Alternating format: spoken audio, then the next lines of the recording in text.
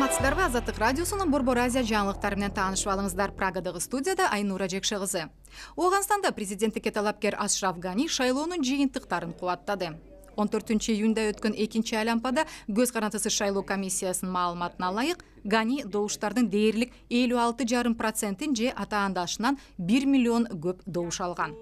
Атаандашы Абдулла добуш берүү бурмалоолор менен коштолгонун айтып, жыйынтыктарды тааныбай турганын билдирди. Пуштундардын колдоосуна таянган Гани Абдулла альтернативалуу өкмөт түзүүгө барбайт деп ишенерин айтты. Байкоочулар эки талапкердин эрегиши Оганстанды баш аламандыкка кептейт деген чоочулоосун айтып жатышат. Шайлоонун расмий жыйынтыгы 22 июлга чейин жарыяланат. Пакистандын Пешавар шаарында Хайбер Пахтунхва провинциясынын губернатору журналисттер менен жолугушууда өлкөнүн ичиндеги качкындардын маселелерин талкуулады. 15 июнда Пакистан армиясы Түндүк Вазиристанда антитеррордук операция баштагандан бери 700 миңдей жайкын тургун үйлөрүн таштап жер которууга аргасыз болду. Губернатор операция аймактагы терроризмди түп тамырынан жок кылып, абалды жөндөөгө көмөктөшөт деген үмүтүн ортого салды. Душанбеде суу жана энергетика ресурстары боюнча регионалдык конференция аяктады. Тажик өкмөтү уюштурган жыйында Борбор Азия өлкөлөрүнөн келген адистер калкты таза суу менен камсыз кылуу жана аймактагы суу ресурстарын биргелешип башкаруу маселелерин талкуулашты. Бул иш-чара эмки жылы Түштүк Кореяда өтө турган 7-чи эл аралык суу форумуна даярдык иретинде уюштурулду.